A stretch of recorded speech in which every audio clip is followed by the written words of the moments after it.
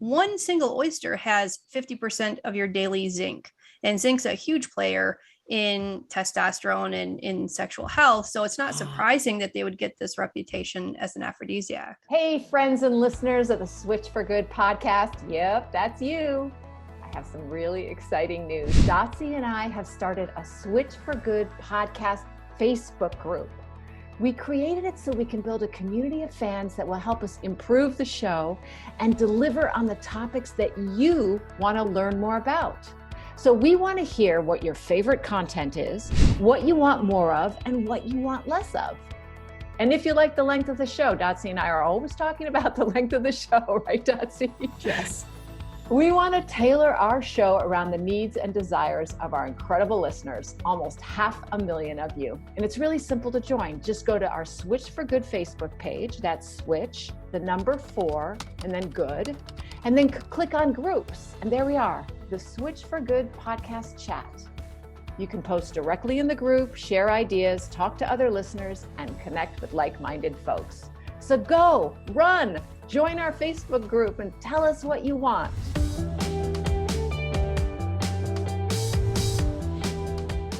Hey, y'all. Well, here we are. And guess what? We have results of Alexandra's cholesterol test after the myriad of things that she's been doing to improve. And I'm so excited to hear what are the results.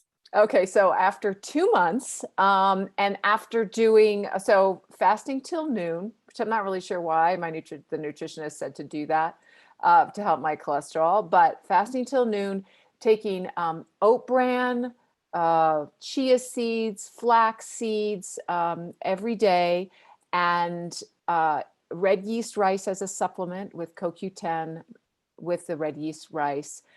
And some other things that I was doing. I didn't eat any kind of chips or processed foods. I still ate chocolate. I did eat sweets still, I have to say, and that's going to be the next step for me. I did get my total cholesterol down 42 points. So it went from 225 to 183, which for normal doctors, they would say, oh, it's totally fine, which they did with my 225 cholesterol. I don't understand why, because it's really should be under 200 according to normal doctors. But the doctors I follow, like Barnard and Greger, wanted under 150. So that's where I'm going to try and get. And my LDL cholesterol, which is the quote unquote bad cholesterol, went down 34 points down to 80, which under 100 is supposed to be fine. Greger and Barnard wanted under 70 and under. So I've got 10 more points there. My non-HDL cholesterol, which went down 38 points, and it's down to 95, and apparently normal doctors wanted under 130. So that's fine. So I really am very, very pleased. My HDL, which is quote unquote the good cholesterol, but you still don't want it to be super high, went down a little bit. It's at 88 now. So, but yeah, I'm really, really happy to have done it in just 2 months. And I know that if I focus on diet even more, I can get it down to, vegan doctor level.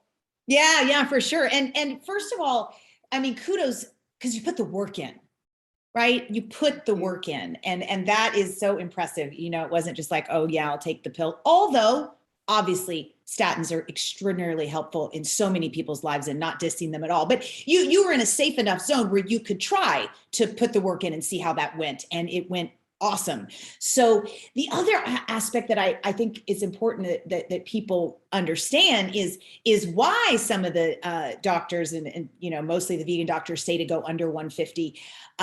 Dr. Eric Sternlicht, who I've spoken about a few times on this show, he's a PhD and Doctor of Disease and Exercise at Chapman University, and we will eventually get him on the podcast. But he says that the science says that the reason for that is that under 150, you can literally reverse the age of your arteries. So your arteries can heal to the backwards in terms of, like, you could have arteries of a 15-year-old, a 20-year-old, right? So that's like, oh my gosh, I had no idea when I learned that. And, I just always knew, they always said, oh, under 150, and then traditional doctors, like we call them. They're not normal, but they're the norm. I suppose. Yeah, I shouldn't say normal. I should say traditional. You're right. The traditional Western doctors. Yeah. Between what they found studies is that under 200, which is what the traditional Western doctors recommend and look for, is okay. But if you're between 200 and 150, you still are vulnerable to heart attacks. So it's under 150, they virtually found no heart attacks. Yes. So no cardiac events, as we know from the CDC. 700,000, slightly over 700,000 people died of a cardiac event last year, which was more people than died of COVID. But it doesn't get a whole lot of press, does it? I don't know it's why. the leading cause of death in women too. Yeah. So yeah. So anyway, I'm so proud of you and inspired to go get my cholesterol, because as I told you the other day, I know it's been 2 years, which means it's probably been 4, right? Because you know how we think of time. so I'm going to go get mine. And if we're in the trouble zone, I'm just going to follow your lead. I don't think you're going to be in the trouble zone because you don't have such a propensity for chocolate. Chocolate does have saturated fat, and I need to lower that. And probably, sweets, because I love sweets. And so that's my next step. Okay. That's going to be the harder step. So anyway, stay tuned. But you did lower your saturated fat because you took out all the chips, which are fried. And which I never ate a lot of, but I just decided I would deal with low hanging fruit, no pun intended, right now. And so it was just easier for me just to cut out the fat, no added oils in my foods that I make, etc. Yeah. And then, so. Well, I'm going to, if mine's high, I'm going to take out the chocolate and keep my 2 times a month French fries and see how that goes. And that'll go just fine. It's like, don't steal all the joy. Just those few. Yeah, it's interesting. Oh, that's so cool. Well, congrats. Thank you so much. Let's go to our guest today. She's very interesting. I'm excited to talk to her. Okay, let's jump in. Our guest today has taken her love of healthy food and her expertise in acupuncture and Chinese medicine to help people navigate their sexual health. Christine DeLozier is an acupuncturist and herbalist with her own private practice, helping males, females, and all orientations and identities have better sex. She started off treating her acupuncture patients for back pain, neck pain, headaches, the usual. But when someone asked her if she could help with stronger erections, she rose to the challenge and has never looked back. Christine got her MS from the Finger Lakes School of Acupuncture and Oriental Medicine. She received her BA in psychology and her MS in counseling from the University of Rochester. And now she's written a new book, Diet for Great Sex. And that is what we're discussing on today's show. So welcome, Christine, to Switch for Good. Thank you so much for having me on the show. I'm excited to be here. So I mentioned it in the intro, but share a little bit about how you decided to focus on lifestyle and sex in your Chinese medicine acupuncture / nutrition practice. So one of my patients came in and just asked me if I could do anything to help him have stronger erections. And he ended up getting really, really impressive results. Then, I had a few other patients right after that. And sexual health is one of those things that it's hard to treat, period. It's difficult to treat with Western medicine. So the fact that it was making such a difference for this patient in his relationship with his wife, and to these other patients, I thought it was worth investing my time in it. And it made me want to specialize, because I've always kind of had the desire to just, make a contribution to people's lives. And so this was kind of my way of doing it. Before that, as an undergrad, I trained to be a research scientist, and I never ended up going into a career in it, but I kind of brought that into my book. When I talk to my patients, I always ask them, what do you eat every day? And so we come up with a plan to help support their treatment goals in their diet and lifestyle. And what I was finding in my research is that, diet has a very significant impact on sexual health. So that's what got me there, was just a kind of a passion project, if you will. you have such a, it's a unique triad, if you will, of education that deals with acupuncture, counseling, and psychology, like Alexandra mentioned. So it's almost every part of our human beingness, you know, our emotions and our minds and our physical self. So I'm assuming that with this patient that you got incredible results from, you used a combination of all you had to offer him to help him have stronger, better, you know, steel-like erections, as some men will say. Will you take us through the journey with him and what you taught him? Well, yeah, you know, I have this hodgepodge of kind of education. I was a counselor for 10 years. I have a master's in counseling. I also have a master's in traditional Chinese medicine and a master's in acupuncture. So, and I also was trained in biology. You know, my education is in biology, psychology. So, I do all of those with my patients. You know, I in many ways act as a counselor. You know, I talk to my patients about their relationships. I talk to them about, you know, not only sexual function, but, you know, we kind of look at things from multiple lenses. You know, I look at things from a traditional lens, which you can't really translate, you know, one-to-one to biomedicine. You know, a diagnosis of, you know, liver wind does not correlate exactly to high blood pressure or, you know, cardiovascular disease, that sort of thing. It can, you know, it often can. But so when I treated this particular patient, yes, he had developed a certain comfort level with me. Many patients are kind of afraid to ask for that kind of treatment. You know, they're afraid to seek out and advocate for themselves to have better sex, even if it's something that's really important to them and maybe they've been struggling with for a long time. So after getting to know this patient, he sought out treatment for sexual health. And one of the things I often do is, you know, we have a diagnosis of their constitution, but then we also look at things from, you know, biomedical lens. So, you know, one of the points I used on this particular patient is a point on the perineum between the vagina and anus, or the testicles and anus, depending on my patient. And that's a major crossing point of nerves associated with sexual function. And so I often do needle that. And one of the things it does is it kind of arouses those sexual pathways. It also brings more blood flow to that area. So that's one of the things that we did. And so what do you mean you did? With acupuncture, yes. Oh, okay. I thought you were telling him to go home and activate it himself. So you did acupuncture in the perineum. Yes. I'm sorry. We use that point. So we have different points on what we call the channels or meridians of the body. And what that corresponds to is just different, you know, nerve pathways, essentially. And that's important because every substance produced by the body, every neurotransmitter, every hormone is ultimately controlled by the nervous system. When we stimulate different nerve pathways, we essentially, we can affect the chemistry of the body, if that makes sense.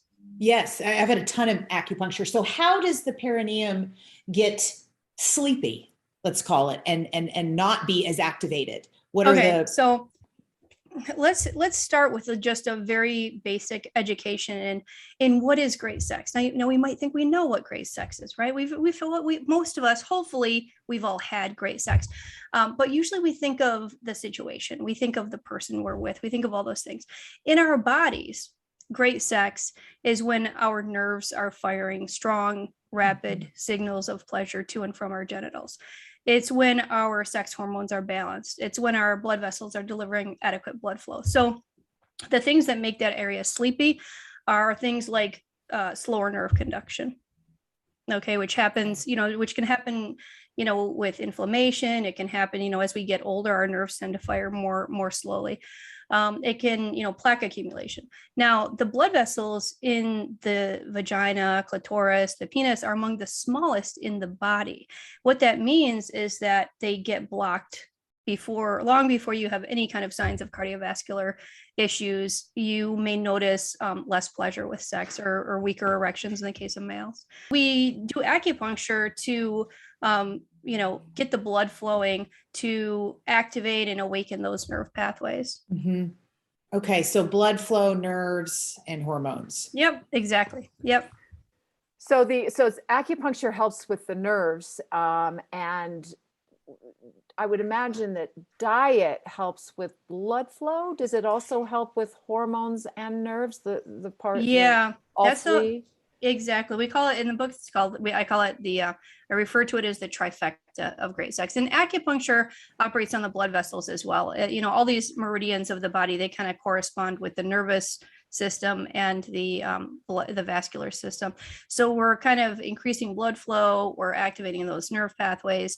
And diet basically is essentially doing that as well. And acupuncture does have an effect on the endocrine system as well. We see changes in things like dopamine, serotonin, norepinephrine, histamine, all of those have been studied in relation to acupuncture. So acupuncture operates on all three of these, this trifecta of great sex, and so does diet. So as an example, let's take one food, which most of us do not get enough of, and that's leafy greens. So leafy greens have the ability to help balance sex hormones. I mean, there's lots of research to show that it does. One of the things that leafy greens does is reduces cortisol levels. And when we have higher cortisol, which, we have these lifestyles that really ramp up our cortisol, the stress hormone cortisol. And what that does is it sabotages testosterone. And testosterone is important not only for male sexual function, it's also important for female sexual function, libido, arousal, all of these different things. So leafy greens help boost testosterone by reducing cortisol. They're also loaded with antioxidants. And in research, antioxidants were shown to strengthen and speed nerve conduction. And they actually measure this, so they actually, measure how quickly nerves fire from one end to the next. And they supplement with antioxidants, and then they measure them again and see if they're faster. And they are. So that makes for better pleasure signaling. The third thing is that, leafy greens are one of the best things you can eat for cardiovascular health. So it improves that elasticity of blood vessels, for example. It allows them to deliver more blood flow, and it even has a short-term effect in dilating blood vessels.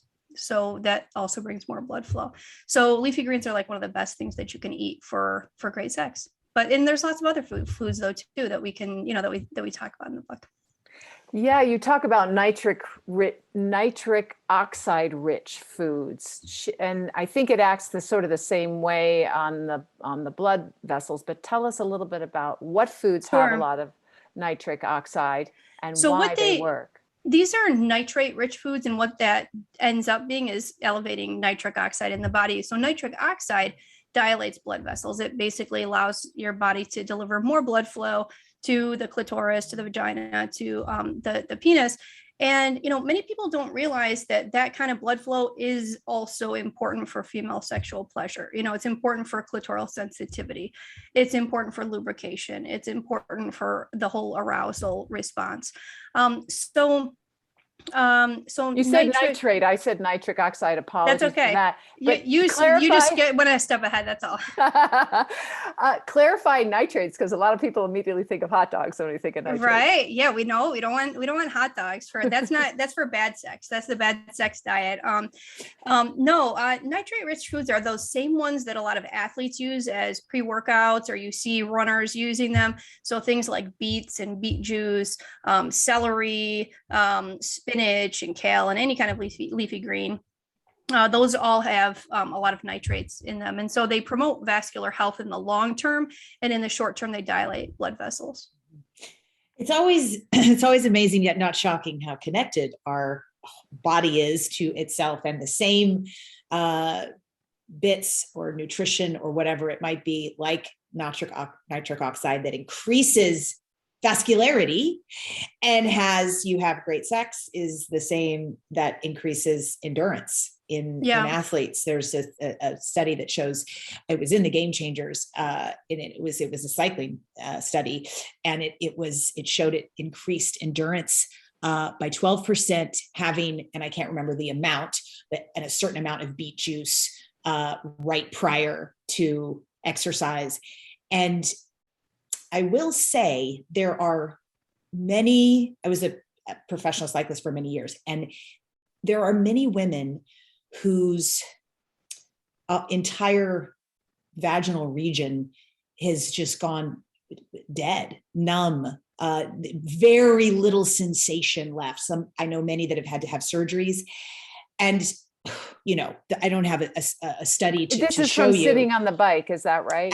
Yes, Yeah. sorry. I expect that to, yes, from sitting on a little teeny tiny saddle that was originally made for men and just grinding for hundreds of thousands of hours over a career.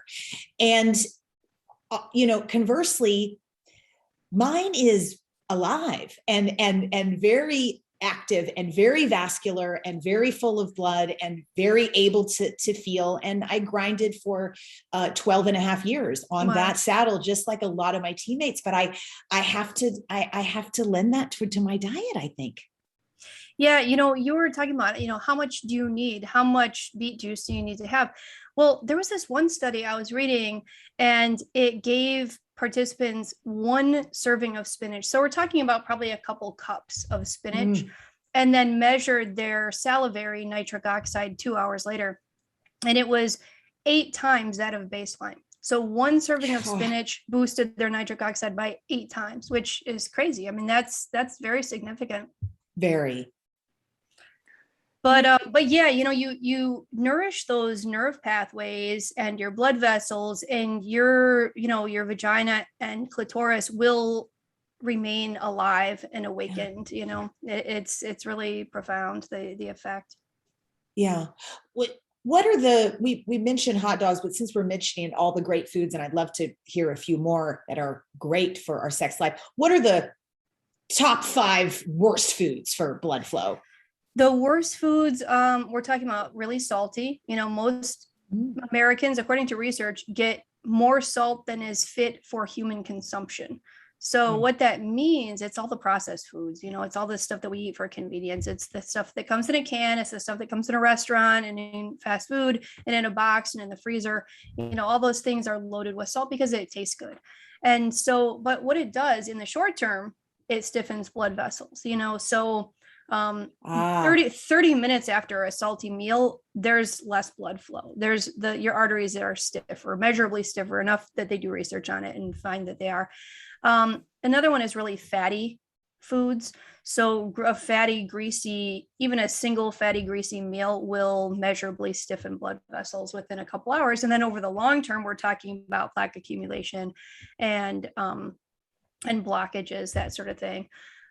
Sugar, refined sugar is another one. So, sugar disrupts hormones. It disrupts sex hormones. I mean, you start off with things like insulin resistance and leptin resistance. All sugar or just processed sugar? We're talking about processed. Okay. No, we're talking about processed sugar, with all the stuff that they add to make things taste good in processed foods. Okay. And of course, even, you got to even be careful that when you go to your local place for your smoothie, a lot of times they add sugar to it, and it really doesn't need sugar. Banana is sweet, very sweet. But yeah, no, it's the processed sugars, and they've done studies on things like soda, and, people who drink even 1 soda a day have measurably, disrupted estrogen and other sex hormones. So the refined sugars really wreak havoc on our endocrine system. So they start off, kind of causing insulin resistance and leptin resistance, which is what makes us feel full. And that in turn, because all of these hormones are connected and they all influence each other, that then leads to disruptions in testosterone and estrogen. And then, sexual function is not optimal. So those are the 3 big ones. But, there are, and then there's of course, just most of them fall under those 3, somehow. So basically your processed salty foods, your really greasy fatty foods, and of course some fats are worse, than others, and you're really, sugary refined sugars. Everything people are addicted to. Yeah, I mean, and of course, all the chemicals that are in our foods are certainly not good. I mean, even when we try not to expose ourselves to a lot of these things, we are exposed to things like cadmium in our food. Even organic produce has cadmium in it because of smelting. It goes in the air, then it goes into agriculture. We do eat it. We ingest a lot of environmental toxins that do affect our endocrine system. But even that, there are studies on how eating better will help you absorb less of these environmental toxins. So if we're exposed to cadmium, mercury, lead, all of these things, the higher your intake of things like calcium and magnesium, the less of those other toxic heavy metals your body will absorb. Yeah. And then it's like the better you take care of yourself, the more your body's equipped to fight. Exactly. And then there's a whole another, zinc kind of deserves mention all on its own, because zinc has the ability to cause your body to produce more proteins that are protective against toxic heavy metals. So it's called metallothioneins. And so zinc basically induces the production of metallothioneins, which is protective against these environmental toxins, if you will. Okay.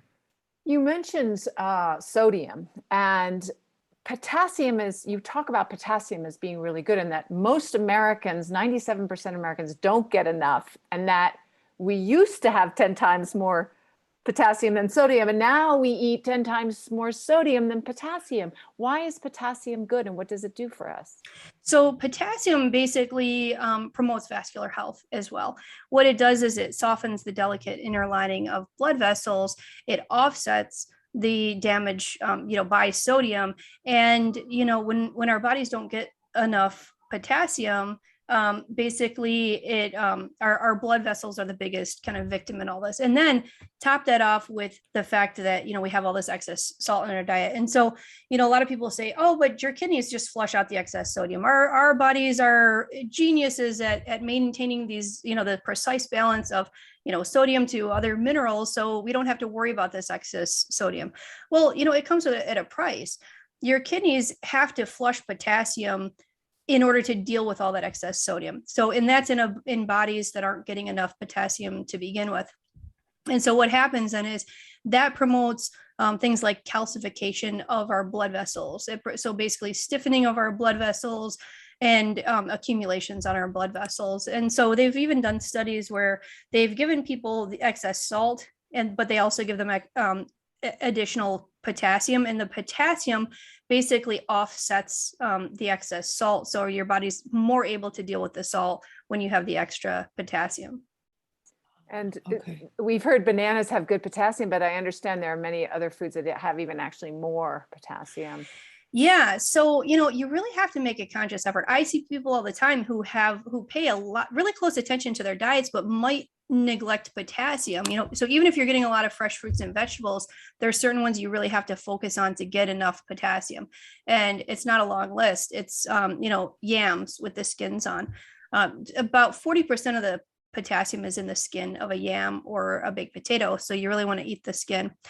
Squash, leafy greens, bananas, mangoes. There's not a huge list. You really want to draw from a few of these. One study, for example, supplemented people with a baked potato and 2 bananas every day. So right there in those 3 things, you have about 60% of your daily potassium.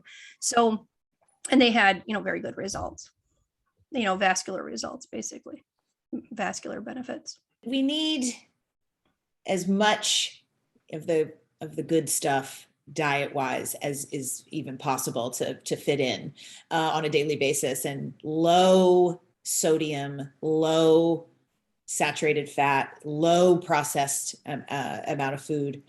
But besides those key factors that, we have certainly heard plenty about on this podcast before, how does movement, exercise affect our sex life?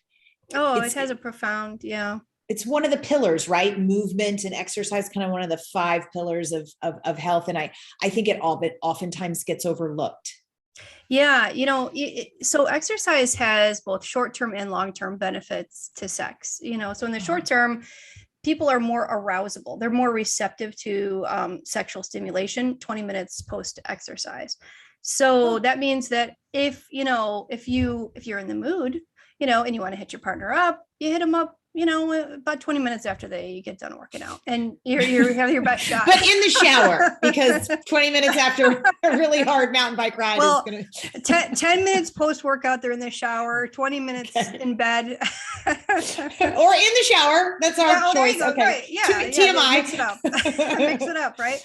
Um, so yeah, so you have your short-term benefits, you got your long-term benefits, which of course you're talking about, cardiovascular health, you're talking about hormonal balance, you're talking about reduced inflammation, all those things contribute to better sex. So yeah, exercise is a huge one.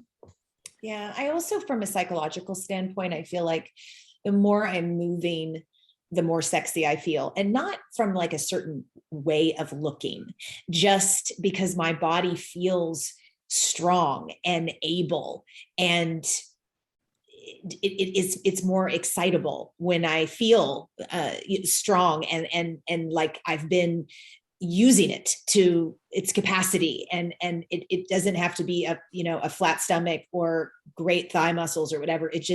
I just notice a psychological benefit when I've been moving a lot more in bed. I want to be more playful because I feel sexier. Yeah, and you got more energy, you've got more stamina, you have all those things. Yeah, absolutely. Yeah. More oxygen going through everything. Yeah. I want to ask about diabetes, which is so common in the United States. And I understand that diabetics can often have nerve issues in their feet and extremities. I imagine that it might affect sexual feeling also inside. And you talk about a little bit about how insulin resistance, which a lot of people have that might not be actually diagnosed with full-blown diabetes, interferes with the nitric oxide in our body. Yeah, so it also that it also slows the nerve signaling as well. So diabetics are notorious. That's kind of a notorious side effect to diabetes is sexual. More difficulty achieving full erection, reduced sexual satisfaction, reduced pleasure, more difficulty achieving orgasm for women. And so, yeah, and the reason why is because, yes, it has to do with nitric oxide, but it also has to do just simply with weakened, slow nerve signaling. So, we have some nerve signals that, when the clitoris, for example, is stimulated, we have some signals that go to the spine and they don't ever travel to the brain to be processed. It's just a reflex that triggers arousal.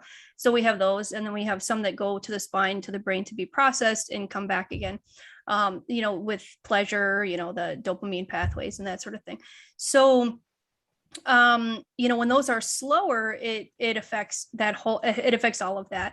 And so one thing though that was shown in research to help, it was particularly specifically rather diabetics that were in the studies that I looked at, and they supplemented with antioxidants and they had better, more sexual satisfaction, easier orgasm, better arousal response, all of those things with antioxidant supplementation, because most of that damage comes from oxidative stress. When you can offset the oxidative stress, you basically speed and strengthen that nerve signaling. But one thing that's also worth mentioning, since we're talking about those nerve pathways, is omega-3s, and particularly with those who follow a plant-based diet, you really have to pay attention to the omega-3s because you've got your walnuts, you've got your chia seeds, you got things like that. But if you're not eating those on a regular basis, you might want to consider something like an algae-based omega-3 supplement, because all that pleasure signaling and dopamine pathways rely on omega-3s, because our brains are very fatty, and of that fat, a good portion of that is omega-3 fatty acids, and our bodies can't produce it. We need to get that from our diets. So when the studies that I've seen have shown that when people don't get enough omega-3s, that those dopamine pathways are disrupted, and that affects pleasure, basically. Okay. Can we talk about scents, like human scents, male and female scents that come off their body, whether it's BO or downstairs funky? Yeah. I noticed just a really incredible change from eating a animal-based diet to a plant-based diet. I mean, I was a stinky girl before, and I was a professional athlete, so I was sweating all the time, 3 times a Yeah. day, working out 3 times a day. And I mean, it was just, I'm surprised I don't have some kind of aluminum deodorant poisoning, because I was constantly rolling it on, 3-4 times a day, where I couldn't quite get a shower. And the scents that come off me now are just completely different. Like, I can use the natural deodorant now, which before, when I wanted to, it was like, there's no way I will stink people out. No, it didn't even touch it. Yeah. And now I can, and I can skip a whole day of showering. I mean, maybe not after I've worked out really hard, but if I haven't, I can skip. So, and then I've been in spin classes next to people that you're just like, what are you putting in your body? Like, how does one single human smell that bad? And you think maybe you should shower before you go to classes. This is kind of rude, but I wonder, maybe they did. I mean, they could have. And so how does what we eat affect our scent? Oh, it affects it very much. And the state of our health affects our scent as well. I mean, in Chinese medicine, that's a diagnostic feature. So there are certain smells associated with different pathologies, for example. And, I mean, we see that in things like, they used to taste people's urine and things like that, or, but even their body odor of breath, breath odor is associated in Chinese medicine with certain pathologies, body odor with other pathologies. What are they associated with? I'd love to know. Bad breath is associated with what we call stomach heat, which isn't going to make sense to most people who, don't know about Chinese medicine. But, if we wanted to translate that could be, dysbiosis, that sort of thing. Yeah. So but yeah, I've seen people who shower and still have a very distinct foul odor to them, even as soon as they get out of the shower. And it is reflective of their state of health. It can be dysbiosis, but it can just be, other kinds of dysfunction in the body. Yes, very much odor very much reflects our state of health and balance within the body. What about the taste of a man's semen or the taste of a woman? If you're going down on her, how does that change according to what we eat or the lifestyle we have overall? So, I'm asked that a lot, and unfortunately, there's not good research on this subject. Everybody wants to know. Everybody kind of has a suspicion, maybe they've done some informal experimentation, but there's not a lot of actual formal research on it. So, so right now it's kind of just speculative. But even things like there's a lot of truth to things that are wives' tales in many cases, like aphrodisiacs, for example. There's only a few studies I came across, for example, showing that oysters, for example, were an effective aphrodisiac. But when you look at oysters, now oysters have this reputation, transcending, thousands of years as being aphrodisiacs. And if you look at them, they have one single oyster has 50% of your daily zinc. And zinc's a huge player in testosterone and in sexual health. So it's not surprising that they would get this reputation as an aphrodisiac.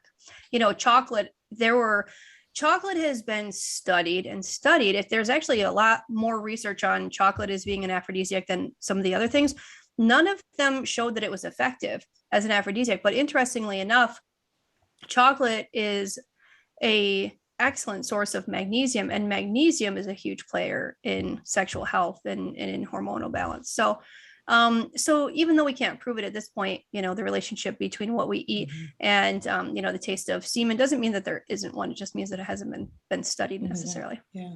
So forget your cholesterol, Alexandra. Keep the chocolate in, is what I'm hearing her say.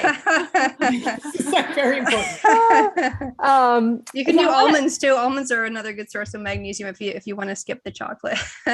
I don't want to skip the chocolate, Christine. That's the problem. So can we talk about aphrodisiacs for a bit? Because I get so angry at the terrible poaching and illegal trade and cruelty involved in shark fin soup, getting rhino horn, all these things that are supposedly aphrodisiacs. Yeah. And I'm wondering, does aphrodisiac, what does it mean? Does it mean desire or performance or both? Is it an all-round term? Is it supposed to, yeah. An Because aphrodisiac, by definition, is something that either improves libido, arousal, or performance. One of those three. The three whole dimensions. dealio. Okay. Yeah, any of those. Some of them. One may only operate on one of those. What does research say about any of those things? And there's not I didn't actually look at that specific research because I didn't want to encourage anybody to be, I did mention, so for example, if you go to China, there's, you can go find restaurants that serve, seal penis, or I don't know, some other endangered kind of thing for that purpose. But it's not something that I wanted to, kind of promote in my book. So I didn't really look at it to see if there actually was any research on that. So I don't really know.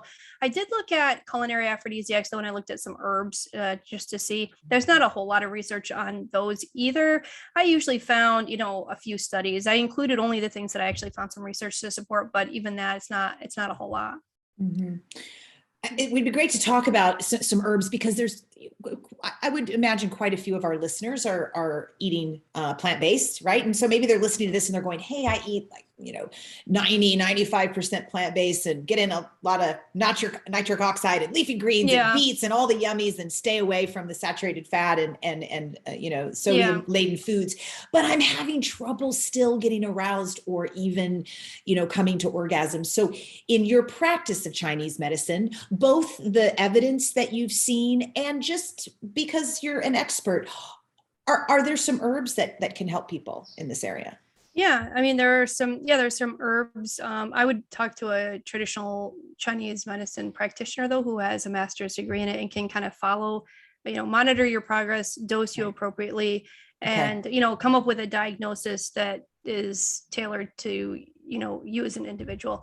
I wouldn't self-administer any of these. Some of these have a fine line between safety and effective in efficacy, meaning that the amount that you need to have an effective dose is dangerously close to the amount that would cause you an adverse reaction or toxicity. So so just be careful, with those. So some of them that were studied that, they were effective, but again, toxic. There were concerns about toxicity, or things like horny goatweed. I do prescribe some of my patients things like cordyceps, which is a fungus that grows on, caterpillars, type of caterpillars. That is one. Mushrooms in general, though, are pretty safe and effective. There are some mushroom supplements, and then there are some, just culinary mushrooms. Mushrooms are pretty fascinating in their ability.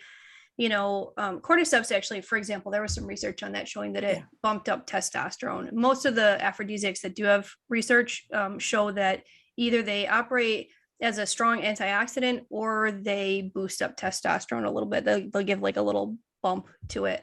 So, but even cloves, cloves showed in one study that it bumped up testosterone a little bit. So I have a whole chapter on culinary aphrodisiacs and also on herbs. But again, it's one of those things you gotta be careful of when you're talking about the herbs, but like things like Spanish fly, very dangerous. Effective. Is that an herb, Spanish fly? Well, when in Chinese medicine, a lot of times we call herbs things that actually are not herbs at all. But no, Spanish fly is a blister beetle. And it's mashed up blister beetle that irritates the urinogenital tract. And that's why you get an increase in blood flow to it. Wow. And that's why it's also dangerous. Oh, no. So not cruelty free either. No. It's yeah. Do cordyceps also help with lung function and lung tissue? I remember a company that came out with cordyceps like 15 years ago and really highly targeting athletes, and I think our team was thinking about being sponsored by them, but it was cordyceps. That's all that was in there, and they talked a lot more about optimal lung function. Yeah, I think it's like the way our cells utilize oxygen. It improves that, I believe. Okay. I'd have to look at the research on it again, but it's used in Chinese medicine for longevity. It's sometimes used with older folks, but also it's used in sexual health as well. But increasing testosterone is what you do know. Yeah, I know that there's studies on that. Yeah. Okay. Speaking of hormone levels, what foods can lower hormones that are good for sex, and what foods can raise them? So, okay. The thing about hormones is this, you rarely get one hormone in isolation that's out of whack. You tend to have a whole cascade of hormones that are out of whack and that are mutually influencing each other.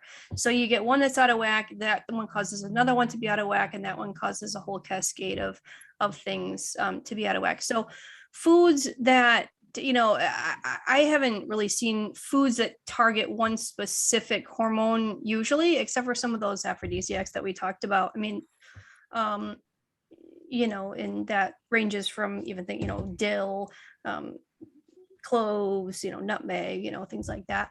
But food in general definitely has an effect on our endocrine system and our hormones. So again, you reduce your amount of refined sugars and you'll experience a better balance in estrogen. You reduce your overall fat intake and you will have more balanced, testosterone and estrogen and hormones in general. So that's what my kind of, what my research focused on was more that, because trying to isolate one specific hormone and the effect of food on that is pretty difficult.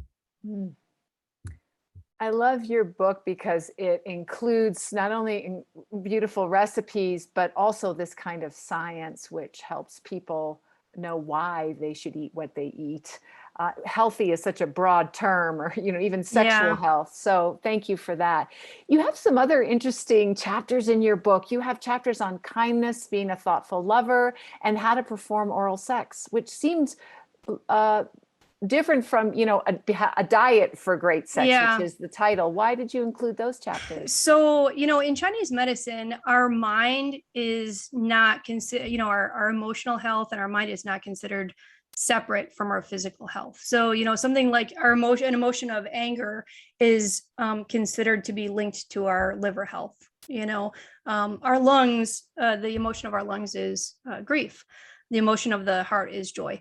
And there was that kind of piece of it, but there's also the fact that I was a counselor for 10 years. And I, in many ways, I still serve as a counselor. I talk to my patients. My patients tell me all about their relationships. I hear all these things all the time. And so it's just kind of part of my experience in doing what I'm doing. And I kind of wanted to include it for that reason. I see so many people coming in and, they have certain goals, they have certain expectations, they have certain needs that might not be met currently in their relationship. And so often, nobody has stopped to say, okay, not what can I get out of this relationship? What do I have to give? If I want a kind lover, how can I be a kind lover? And so for me, that was something that really needed to be said. I mean, there's, just a human aspect of that. I mean, the fact that in our country, we're moving toward this kind of selfie culture, this me culture, kind of self-obsessed to a certain degree. And it has its benefits, but it has its drawbacks. But then we have the history of male-female relationships and kind of sexism in the bedroom as well, where historically sex has focused on male pleasure. And, so it's important for us to address the need for males to be kinder lovers, but we all can be kinder lovers. It's not just, males who need to be kinder. We all need to be kinder. So, I just wanted to I thought that was worth mentioning. Yeah, I would love some actual real world examples from you, from the book, of being a more thoughtful lover. It's definitely, that whole concept has enhanced our marriage over the last many, many years, in kind of just understanding from therapy that every time he's bugging the hell out of me, it's like the second that I start to get that feeling, I have learned just from training myself, not because I'm some kind of saint, but just literally from training, and I still screw it up all the time, that is my trigger to immediately go to myself and say, what are you doing? And how are you behaving? And check myself. And, shockingly enough, 100% of the time I'm doing something that's, kind of setting that irritation off. And oh, wow, it's so freeing because we have 100% control over ourselves, not of them. So then when I change me, oh my gosh, suddenly the inner angel comes out of Kirk, and it's like, you can go to shower sex. Isn't it amazing though, how much you get when you give, like how much more you get in a relationship when you give, it's amazing. And so the whole thing about oral sex was, especially men, how can they be kinder in the bedroom is, if you were to take 100 sexual relationships or partnerships, how many of them is oral sex happening? And is it just a female providing oral sex to a male, or is it being reciprocated? That's kindness in my mind, is, taking the time and effort to want to please our partner in that way. That's just one way to be kind. So I just kind of threw it in as a bonus. I did some interviews, I kind of did some research, and, came up with some specific, tips for doing that. Like, hey, if you want to be a kinder lover, here's a little, a few tricks for you. Can you share with us a couple of them? They are. Yeah. So, the female body can be a little bit trickier to please. And one of the things that men the thing about it is, like, if you have a female partner, she who has a clitoris and has a vulva, that's a lot easier to navigate because it's like you're familiar with those pieces. But usually the problem comes in with male female kind of partnerships. And so one of the things that I hear is, okay, well, the guy gets very fatigued, and can't bring her to the point of orgasm with oral sex because it's very fatiguing. And then the girl says, and he's not hitting the mark. He's consistently not hitting the mark. He's like kind of oscillating. It's like somebody blindfolded swinging a bat at a piñata. It's like sometimes you're getting it, sometimes you're not. And so I talked to my friend who she gives her straight friends' husbands kind of tutorials on oral sex for this reason. She said, okay, what you do is this is just one tip that's in the book. You put your nose at the top right above the clit and you press in it. You will not be able to breathe through your nose. That way, the sweetest spot of the clitoris pops into your mouth. Then you can use very small circular motions with the flat part of the tongue, and you won't get fatigued. You can bring her all the way you can't to breathe. Orgasm. You can breathe through your mouth. And maybe that's pleasurable too. Yeah. So Right. It's way less fatiguing, and it's getting the mark. You have the mark. You don't have to worry about kind of, it's like, it's on, it's off, it's on, it's off. It's, so it's consistent. I think though that, I think it's great that you are sharing this, by the way, Christine. But I do think communication is the most important thing, because everybody is so different in terms of what turns them on, that the most important thing is for a woman to explain what is pleasurable, and for a man to listen. And it'd be great if men asked also. Yeah. And that goes both ways too. I mean, us being willing and open to learning new things and learning what pleases our partner. Absolutely. Different people like different pressure. Different clitorises are sensitive to different kinds of stimulation. For some, it's too much pressure. It's overstimulating. And for another, it might be not enough. So you really have to communicate with your specific partner. But it's amazing. Even myself, when I heard that piece of advice from my friend, I was like, wow, I never thought of that before. And I wouldn't have known to tell a partner to do that. I would have had no idea. So it's like one of those tricks, that, I don't know. I feel like people should read up on this stuff. There's a book where it's a whole book on it. It's called She Comes First, for example. It's written by Ian Kerner. And it's a whole book on how to please a woman or the female body. And so I think it's great. I think it's one of those things that if you want to be a kind lover, you should read that book. I mean, that's just basic, it's like, that's learning about females in general. And it is a kind of a tool for how to communicate as well. Asking simple questions like, do you like this? Does it feel good? Would this feel better? Basic tools, You also just said something, and I always want to become more understanding of identity. And you said, first you said woman, and then you corrected yourself and said the female body. Can you explain?